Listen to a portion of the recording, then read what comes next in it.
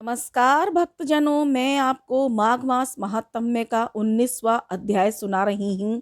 वशिष्ठ जी का राजा दिलीप को गंधर्व कन्याओं की कथा सुनाना। श्री सूत जी कहने लगे, हे मुनीश्वरों, वशिष्ठ जी के मुख से इस तरह के वचन सुनकर राजा दिलीप बोले, हे भगवान, ये गंधर्व कन्याएं कौन थी? उनको शाप की प्राप्ति कैसे हुई थी?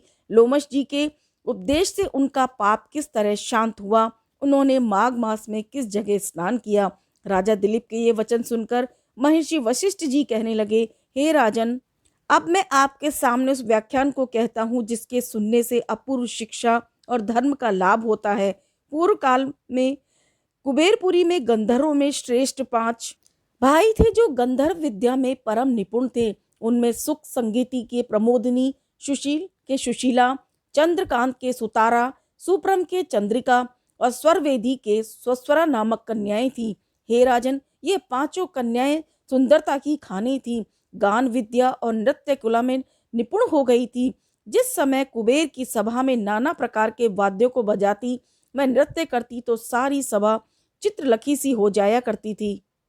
एक दिन वे पांचों कन्याएं नाना प्रकार के वस्त्राभूषणों और वीणा से सुसज्जित होकर वैशाख के महीने में कौतुकवश एक अन्य वन में चली गई और वहां जाकर भगवती गौरी की आराधना के लिए परिजात के मनोहर पुष्पों को चुनने लगी और भगवती गौरी का पूजन करते हुए नृत्य गान शुरू कर दिया।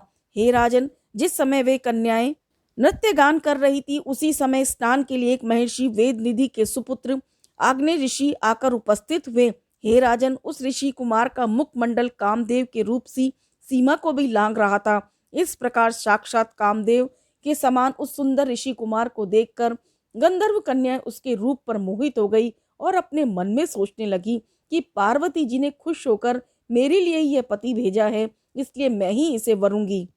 प्रत्येक ऐसा कहते हुए आनंद में मग्न होकर नाचने लगी।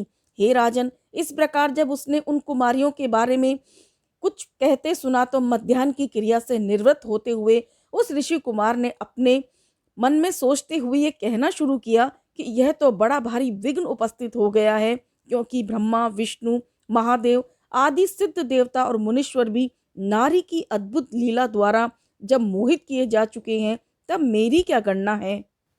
नीति और धैर्य मनुष्य में तभी तक है जब तक नारी की दृष्टि रूपी बाणों से उसका दिल विदीर्ण न हुआ हो। इसलिए निर्मल बुद्धि वाले महात्माओं ने स्त्री संसर्ग को बड़ा दारुण और भयंकर कहा है। हाड़, चर्म, मांस, वीर्य, मल और मूत्र से निर्मित हुए शरीर को जानकर भी मनुष्य में सुंदरता की कल्पना करते हुए बहुत से स्त्री पुरुषों ने अपने धर्म, यश और सुख के साथ स्वर्ग को खो दिया। इसलिए कामदेव से मोहित हुई ये बालाएं जब तक मेरे पास आएं तब तक मुझे छुपते हुए घर को चला जाना चाहिए।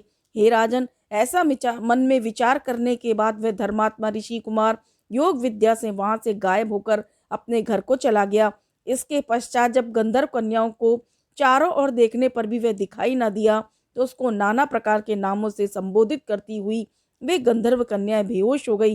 हे राजन, इसके बाद जब उन्हें चेत हुआ तो वहां से उठी। जिस प्रकार मणि खो जाने पर सर्प की जो दशा हो जाती है, उसी हालत में चिंतित होती हुई अपने घर आई। वहां आकर बिना कुछ खाए पिए और कहे सुने अपने पलंगों पर गिरकर अचेत हो गई। बोलिए कृष्ण भगवान की जय।